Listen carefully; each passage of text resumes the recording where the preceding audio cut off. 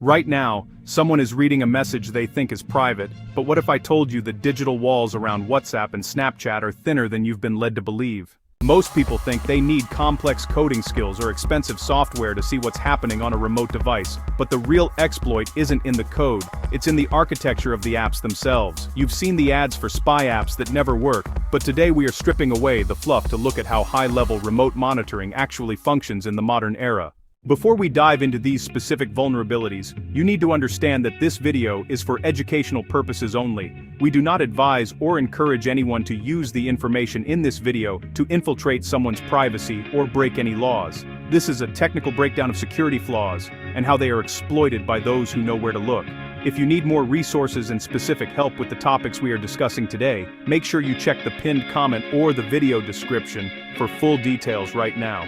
Do not skip that part if you are serious about this. Now, let's get into the psychological and technical bridge. Before I reveal the first method, I have a question for you. Do you believe a deleted message is truly gone from a server, or is there a digital ghost left behind? Drop your answer in the comments right now. I'm curious to see who understands how databases actually work.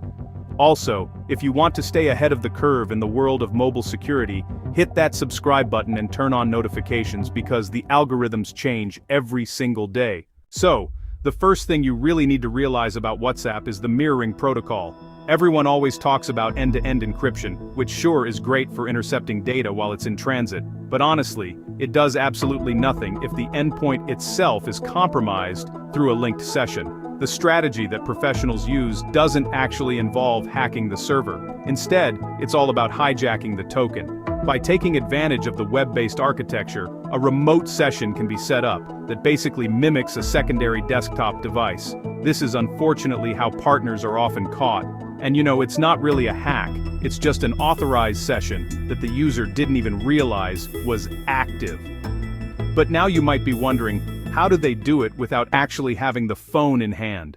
Okay, so this brings us to what's called the browser-side exploit. If someone can get access to a synchronized browser history, or even a cached session ID, they can pretty much ghost the entire chat history in real time.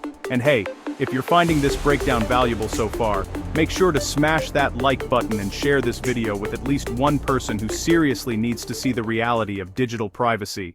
Now, let's talk about Snapchat for a second. Snapchat is kind of a different beast because of its so-called ephemeral nature. The messages disappear, right? Well, actually, wrong. The data sticks around in the cache until it eventually gets overwritten. Remote spying on Snapchat without an app often involves what we call cloud-side loading. By accessing the linked cloud backup, whether that's iCloud or Google One, an intruder can pull the backup data of the app itself. When the app backs up its settings, it often includes unencrypted media fragments that haven't been cleared from the cache yet. It's honestly a goldmine of information that requires zero installation on the target device. You just need to know the gateway to the cloud. At this point, you might be wondering, is my own phone safe?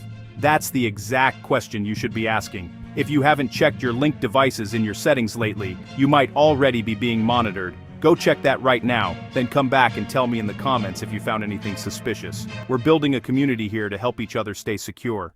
Moving deeper, we have the SS7 signaling vulnerability. This is high level. It's a flaw in the way cellular networks communicate.